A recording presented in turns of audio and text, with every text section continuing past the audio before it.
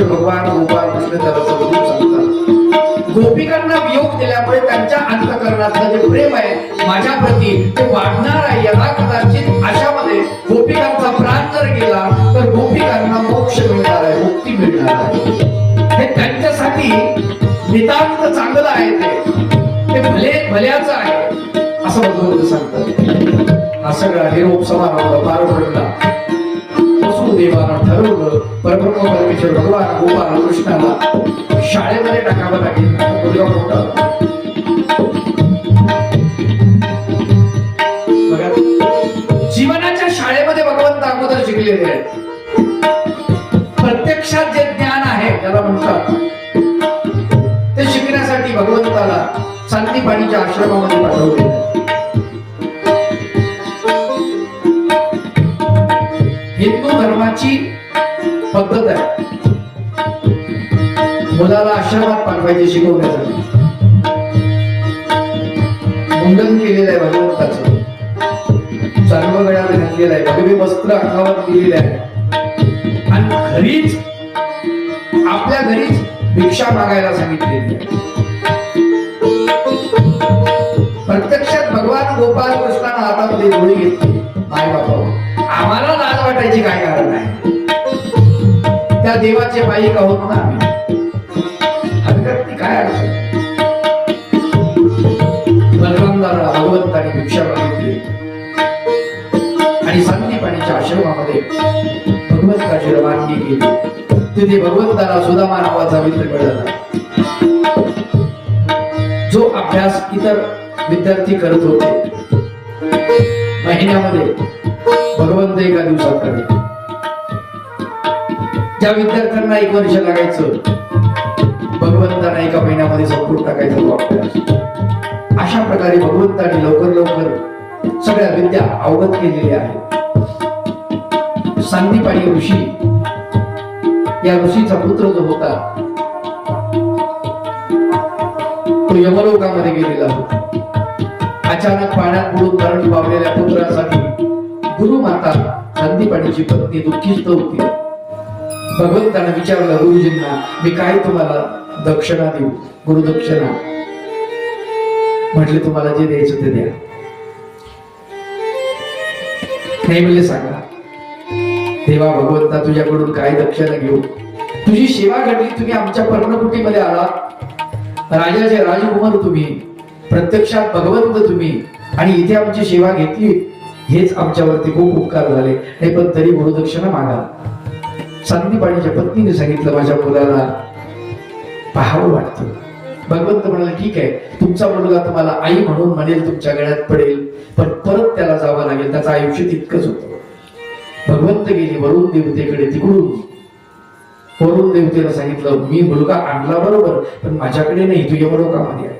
भगवंत यमलोकाकडे गेले. तिथून सांदीपाणीच्या मुलाला आणलं आणि गुरुमातेच्या समोर उभं केलं. आई तुझा पुत्र. मुलगा धावत आईच्या गळ्यात जाऊन पडला. दोघांचं मिलन झालं आणि भगवंतानं सांगितलं आता त्याला जाऊ दे, आणि भगवंतानं परत त्याला पाठवून दिलेलं आहे. सांदीपाणीचा मुलगा स्वर्गलोकाला परत गेलेला आहे. विद्याभ्यास शिकून भगवान गोपाल कृष्ण परत मथुरेमध्ये येतात. कंसाच्या 2 पत्न्या होत्या. त्यांचा पिता जरासंध, त्या जरासंधाच्या मुली होत्या. आपल्या मुलीचा कैवार म्हणून त्यांनी 17 वेळेस मथुरेवर स्वारी केली. 17 वेळेस भगवंताने 17 वेळेस त्याला पिटाळून लावलं. पण भगवंत त्याला ठेवतात कोणासाठी? भीमासाठी, कारण ते भीमाचं गिऱ्हाईक आहे. जरासंधाला भगवंत मारत नाही, पण जरासंध पुन्हा जातो, पुन्हा वापस येतो बेश्रमासारखा, पुन्हा तुटून पडतो भगवंतावरती. असं 17 वेळेस केलं. 18व्या वेळेस त्यानं हात मिळवणी केली आणि परकीय शत्रू, ज्याला कालयवन म्हणतात, याला आणलं. कालयवन उंच, धिप्पाड, जाड, प्रचंड मोठा भगवंतासमोर. भगवंत त्याच्या छातीच्याही खाली लागत होते. जेव्हा भगवंताला रणांगणावरती त्यांनी पाहिलं कालियवनाने, जरासंधाला म्हणाला हे बारीक पोरग, ते म्हणे बारीक पोरग, त्याला बारीक नका समजत. भगवंतानं सांगितलं हे बा, तुम्ही जर मला हरवलं मथुरा तुमची, मी जर तुम्हाला हरवलं तर परत इथे यायचं नाही, आपण दोघंच युद्ध करू, म्हणजे हरकत नाही. आणि भगवान गोपाल कृष्णाने सांगितलं आपण जर इथे युद्ध करायला लागलो तर मी जर खाली पडलो, तुम्ही माझ्या छातीवर बसले तर माझं सैन्य तुमच्या सैन्यावर तुटून पडेल. तुम्ही खाली बसले, तुम्ही खाली पडले, मी तुमच्या छातीवर बसलो तर तुमचं सैन्य माझ्या सैन्यावर तुटून पडेल. विनाकारण माणसं मरतील, त्यापेक्षा आपण एक काम करू, बाजूला लढाई करू. बाजूला कुठे म्हणे युद्धभूमी पासून बाजूला, चला म्हणे बाजूला तो. भगवंत पुढे कालिवन मागे, भगवंत पुढे कालिवन मागे, असं करत करत ज्या गुहेमध्ये मुचकुंद झोपला होता त्या गुहेमध्ये भगवान गोपाल कृष्ण गेले. आपल्या अंगावरचा पितांबर मुचकुंदाच्या अंगावरती टाकलेला आहे आणि खांबाच्या आड जाऊन उभी राहिली. कालियवन आला, त्याने बघितलं कालियवनाने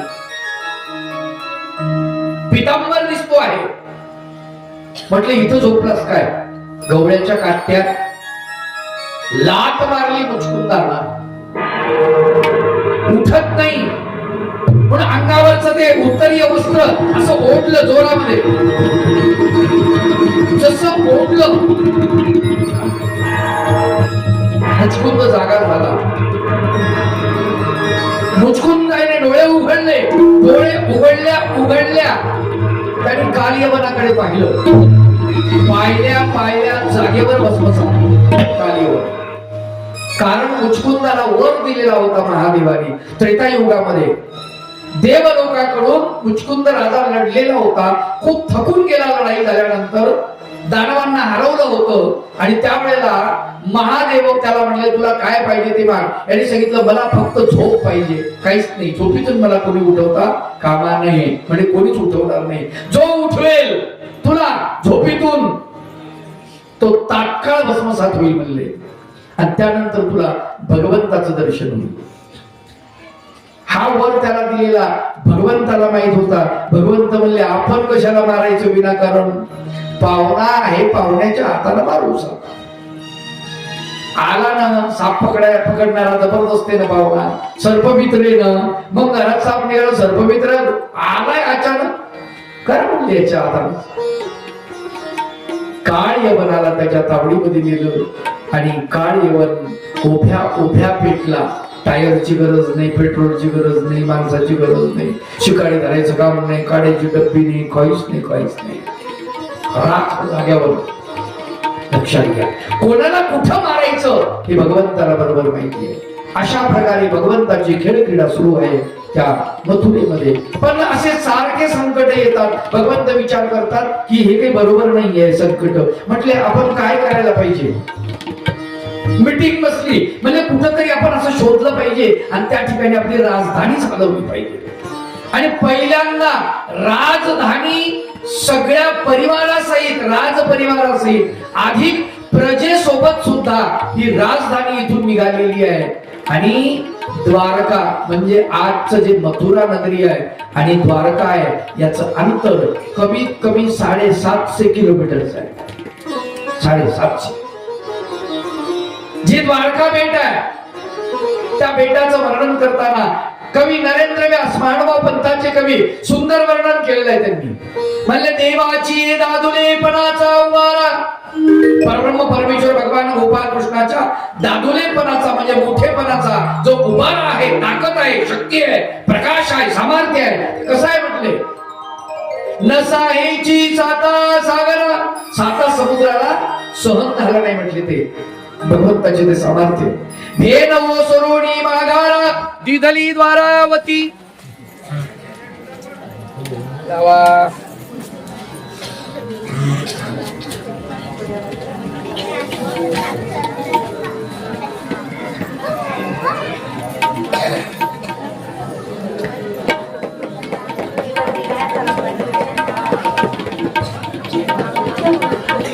बंद करू नका आता, चालू द्या. 5 लिटर जास्त लागत काय. हो ना.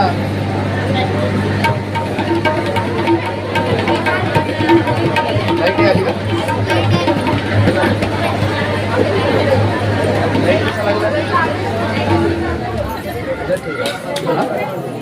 हो लाईट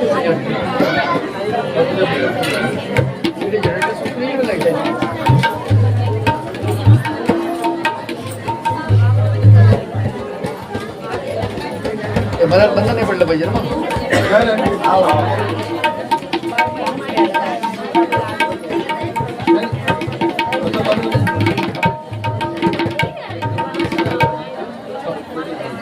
मी सांगतो हा सांगतो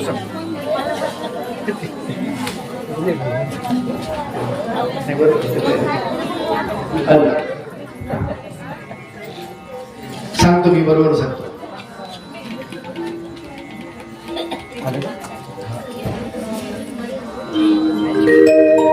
श्री गोपाल कृष्ण भगवान की जय.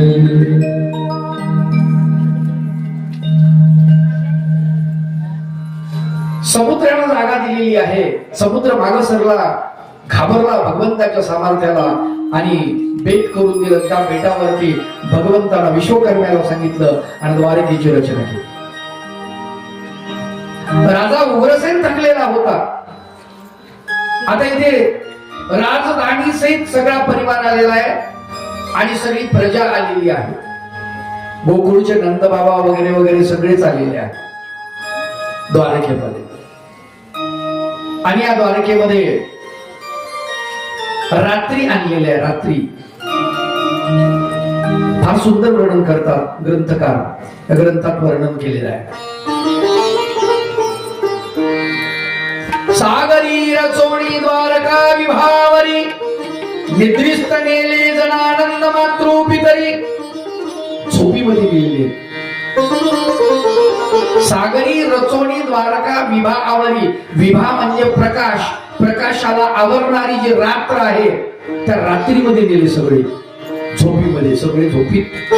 मथुरेत सगळे झोपले आणि सकाळी पहाट झाली. दिवस उजडला. सूर्य उगवला आणि समुद्राच्या लाटांचा आवाज. सगळे दचकले. बाया खिडकीतून बघायला माय पाणीच पाणी चौकड. आणि जगबुडी झाली काय. सगळे बघायला लागले. पाहतात माणसं, बाया, पशु पक्षी सगळं वातावरण तिथं नवीन. म्हटले आपण आलो कुठं कन्हैया. भगवंत सांगतात मथुरेपासून 750 किलोमीटर दूर आहोत. इतके दूर आहोत आपण. ही आपली राजधानी. आता इथे आपल्याला कोणीच त्रास देणार नाही. उग्रसेनाला सांगितलं, म्हणले देवा भगवंता मी थकलो, म्हातारा झालो. आता माझ्याकडे हा राज्याचा भार सोपवणं होत नाही, सांभाळणं होत नाही. तुम्ही सांभाळा. आता तुम्हाला सोपवतो. भगवंत म्हणाले नाही, मला नाही घ्या, मला नाही घ्यायचं, मला राजा नाही व्हायचं. पहा कशी गंमत आहे. मग बलराम दादाला सिंहासनावर बसवलं. आता बलराम दादाला सिंहासनावर बसवायचं, राज्याभिषेक करायचा, तर बलराम दादाचं लग्न करावं लागेल की नाही. मग रेवंतक राजाची जी मुलगी होती त्रेतायुगामध्ये, रेवंतक राजा याची मुलगी उंच असल्यामुळे तिला वरच भेटत नव्हता. 4 चौघात उंच बाई असल्यामुळे लोक म्हणले बाबू एवढी उंच नको बाबा आपल्याला. आता बापू वैतागून गेलं ना. गेलं ब्रह्मदेवाकडे. असलं कसलं पीस बनवलंय म्हणलंय. डॅमेज पीस निघालंय का. कोणी लग्न करणं म्हणजे होतं स्वर्गामध्ये तिथं. आता ब्रह्मदेव, महादेव, विष्णू सगळे आलेले स्वर्गात आणि नृत्य चाललेलं. हे म्हणलं आता हे नृत्य चाललंय, नाचकाम चाललंय, हे झालं की आपण ब्रह्मदेवाला विचारू प्रश्न आपल्या मुलीचा. पण ते सगळं संपलं आणि संपल्यानंतर ब्रह्मदेवाला विचारतात रेवंतक राजा, म्हणले आमच्या मुलीला असं असं म्हणले, तिला वर. अहो म्हणले तुम्ही तेव्हा आल्याच विचारायचं होतं. म्हणजे काहून आता काय झालं. ते म्हणे खाली युग संपलं, त्रेतायुग संपलं, द्वापार युग शेवटच्या टप्प्याला आले म्हणले. 4 लाख वर्षाचा शेवटचा, 8 लाख वर्षाचा शेवटचा टप्पा म्हणले. आता बाप एवढा वेळ झाला म्हणले. हो. आणि इतका वेळ काय आपण गाणंच ऐकत होतो का म्हणले. हो. तिथलं फरक आहे ना. म्हणले मग आता माझ्या पोरीला वर कुठून भेटल? म्हणले भगवान गोपाळ कृष्णाचे ज्येष्ठ बंधू त्यांच्याशी तिचं लग्न लावून द्या. अहो म्हणले आता ते द्वापार योग आणि आम्ही त्रेतायुगातले आधीच उंच आणि त्याच्यामध्ये बदल. द्वापार युगातले माणसं आपल्यापेक्षा 10 पट उंच. किती? 10 पट. आणि त्रेतायुगातले द्वापार युगापेक्षा 10 पट उंच. मग किती मोठे असेल ती? बलराम दादापेक्षा 10 पट रेवांतकी. आणि रेवांतक राजा त्या मुलीला घेऊन येतो. भगवंत म्हणतात दादा वहिनी आली. कन्हैया काय मग म्हणे वहिनी आली बघा तुम्ही पा एवेशी मध्ये आली. चक्रधर भगवंत सुंदर लीळा सांगतात या चरित्रामध्ये. भाग सुंदर लीळा. दादा वहिनी आली बघा. कन्हैया चेष्टा लावली काय रे? नाही म्हणले चेष्टा नाही खरंच आली. पाहिलं अरे म्हणले कन्हैया आता हिला असं झोपून आणावं लागल खाली आतमध्ये, कारण उभी येऊ शकत नाही, बसून मी येऊ शकत नाही. मी कन्हैया चेष्टा नको करू बर का. बलराम दादाला नांगर घेतला, असा उचलला आणि मारला फटका डोक्यात आपल्या बरोबरीची. म्हणजे आता जमलं का? हा मला दादा आता जमलं, येऊ द्या. आतमध्ये आणलं. मग काय द्वारका नगरी सजवली. पहिलं लग्न द्वारका नगरी मधलं हे का. आणि त्यांचं सुंदर अशा प्रकारचं लग्न झालं. राणी बनवलं रेवांतकीला. रेवांतक राजाची मुलगी बलराम दादाची पत्नी झाली, राणी झाली. आणि द्वारकेमध्ये द्वारकेला राणी मिळाली. इकडे महाराष्ट्रामध्ये कौंडण्यपूरला, आजचा अमरावती जिल्हा, या अमरावतीमध्ये राजा भीमकाची कन्या शुद्धमती नावाची त्याची पत्नी किंवा सुधीमती असं 2 नाव आहे. शुद्धमती किंवा सुधीमती.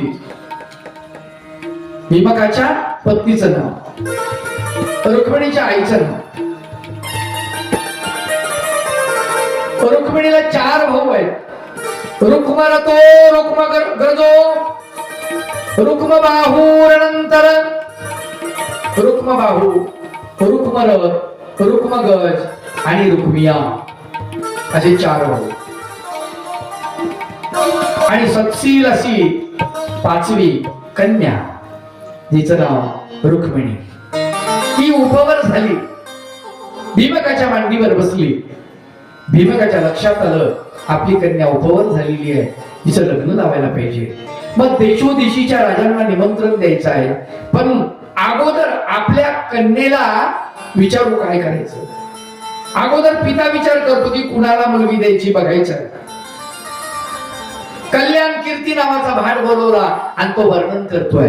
सगळ्या राजांचं वर्णन करतोय. दुर्योधनाचं वर्णन करतो, अर्जुनाचं वर्णन करतो, भीमाचं करतो, शिशुपाळाचं करतो, जरासंधाचं, वक्रदंताचं, सगळ्यांचं वर्णन करतो.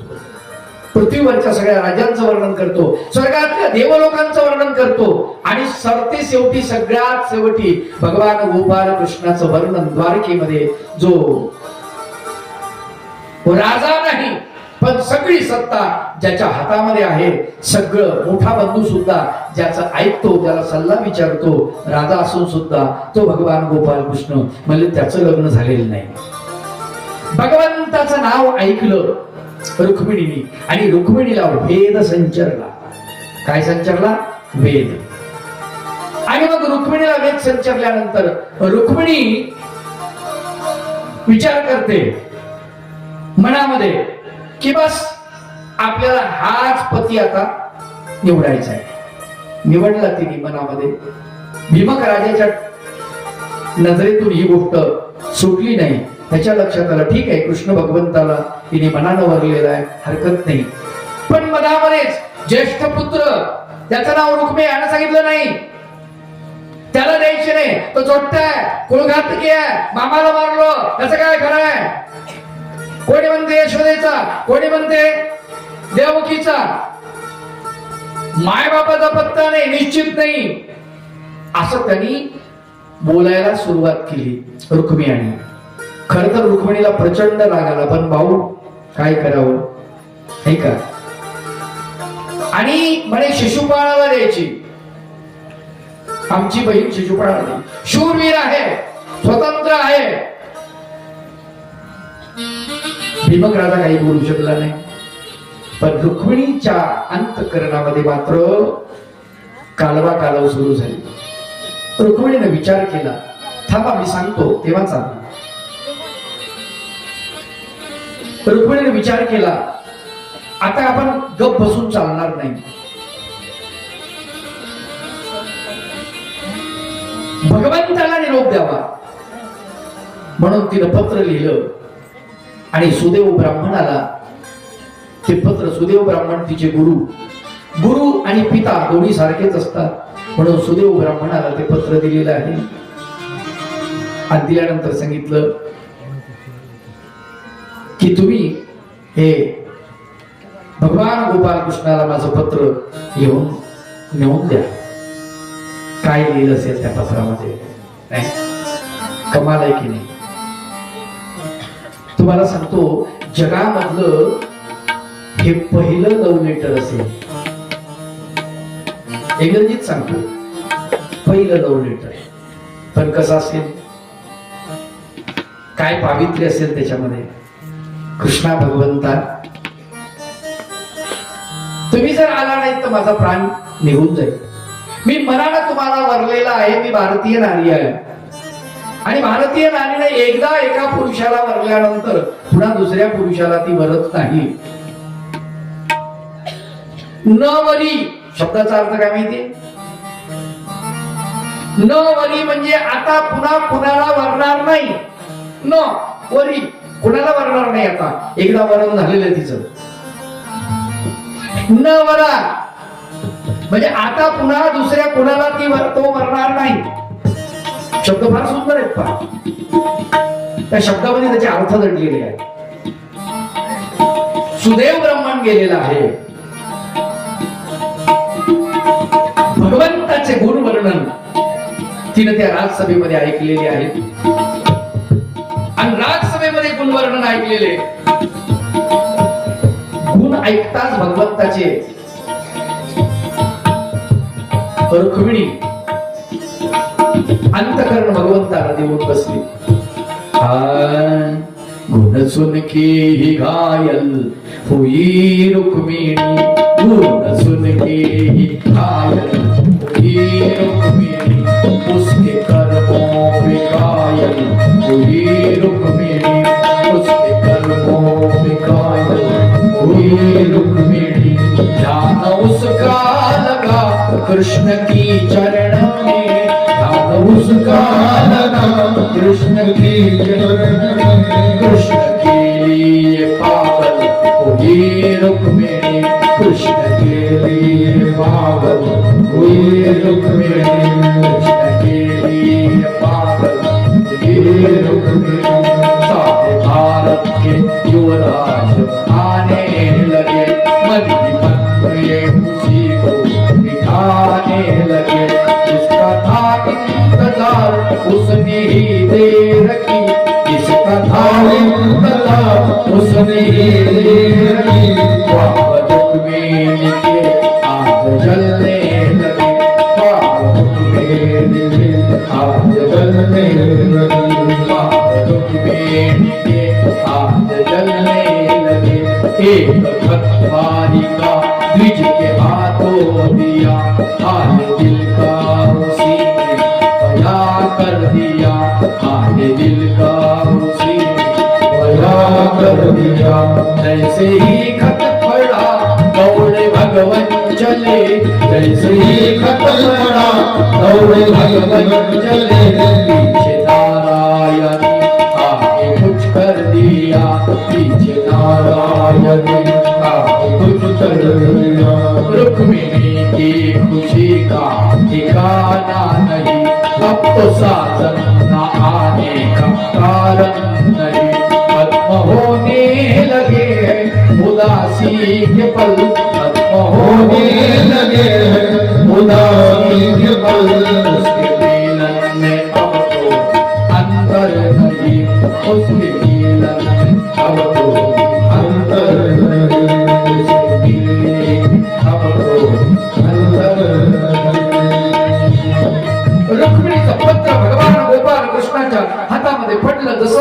आणि पत्र वाचलं. सुदैव ब्राह्मणाची भोजनाची व्यवस्था केली, कारण सुदैव ब्राह्मण 2.5 दिवस आलेला, 2.5 दिवस प्रवास करून, आणि परब्रह्म परमेश्वर भगवान गोपाल कृष्ण 2 दिवसामध्ये 1.5 दिवसामध्ये द्वारकेवरून कौंडण्यपुराला येऊन पोहोचले.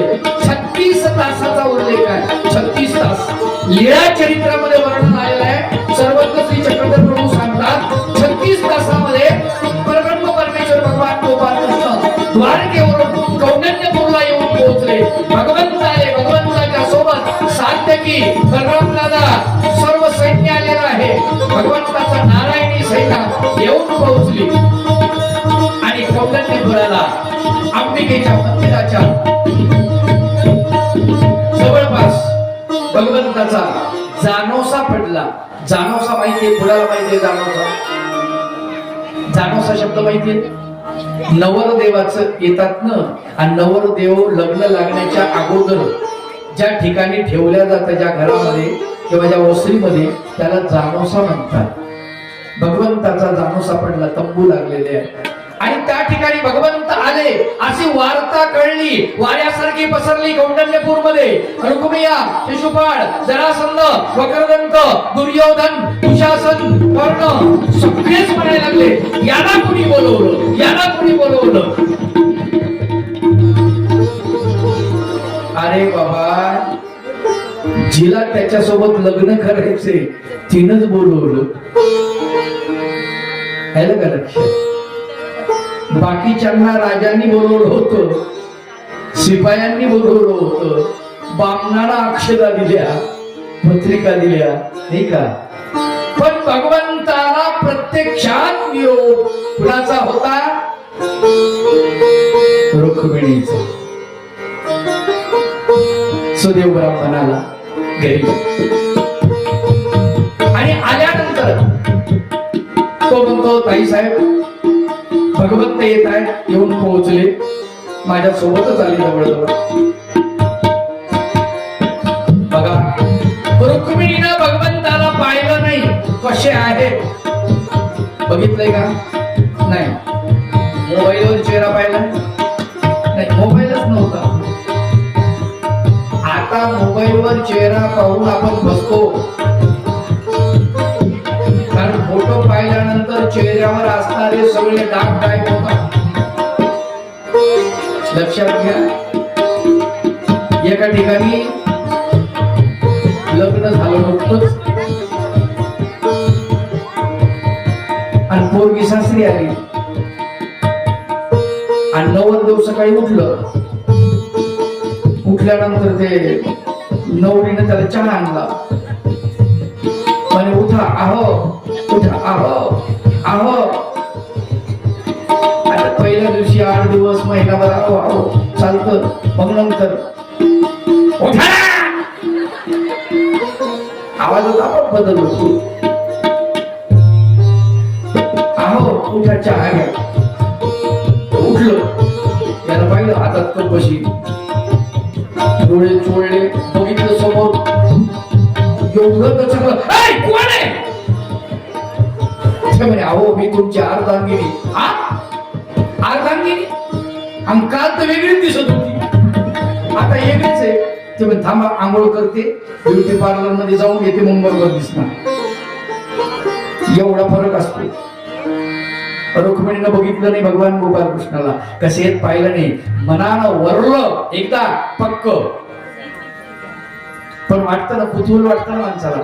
मिरवणूक निघाली भगवंताची, सगळे राजे महाराजे आपल्या आपल्या रथावरती बसलेले, गाव सजवलेलं आहे सुंदर अशा प्रकारचं, रांगोळ्या काढलेल्या आहेत, सडा टाकलेला आहे, सडा समर्जन केलेलं आहे, चौकरंग माळिका बांधल्या, गुड्या बांधल्या, तोरणे बांधलेली आहे, आणि मिरवणूक निघाली, शोभायात्रा. त्याच्यात भगवंताचा रथ चाललेला आहे. भगवंत रथाच्या निडणीवर असा हात ठेवलेला, आपला श्रीकर ठेवलेला, हातामध्ये मुद्रिका आहे भगवंताच्या, नख चमकताय, आणि भगवंताचा रथ रुक्मिणीच्या महालाच्या जवळ आलेला आहे.